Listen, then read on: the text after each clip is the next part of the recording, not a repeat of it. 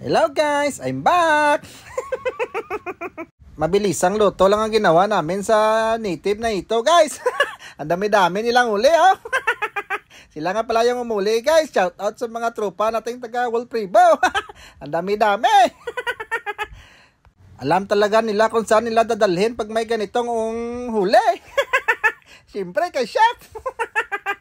At agad naming siniparate yung malalaki sa maliliit kasi yung malalaki may espesyal tayong lulutuin dyan.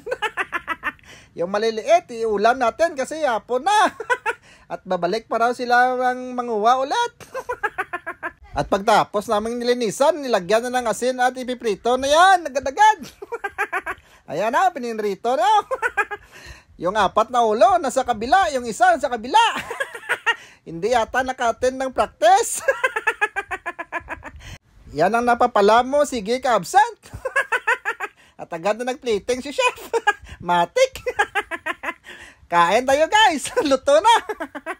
May sausawan pala akong ginawa guys.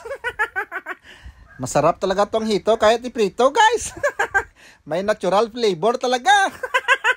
Siguro sa mga kinakain nila. Alam nyo kung anong kinakain ng hito sa ilog. Yan yung nagpapasarap sa kanila. Yung iba bukas lang natin lulutuin. Ay, may sumausaw sa sasawan ko. Kaninong kamay kaya yon? Kanina pa ko nag-iisip kung anong i-content ko ngayong araw. Buti na lang at dumating sila. Ayan na yung balat ng hito guys. Oh, napaka-crispy, parang chicken skin. Kahit walang harina, napaka-crispy. Mamayang gabi siguro guys, maglalagpang tayo guys. Yung mga malalaki, lagpang natin yan. Masarap yan.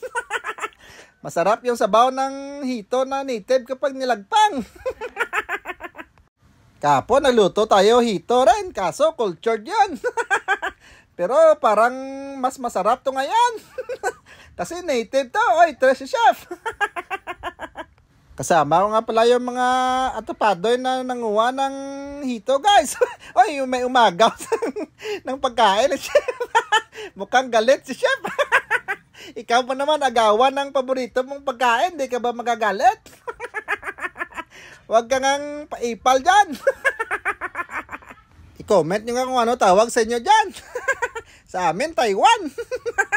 Yan na pala yung mga kasama kong kumain. Kasi sila yung kumuha ng hito na native. Nagkilaw pala kami ng talong guys. Mabilisan lang.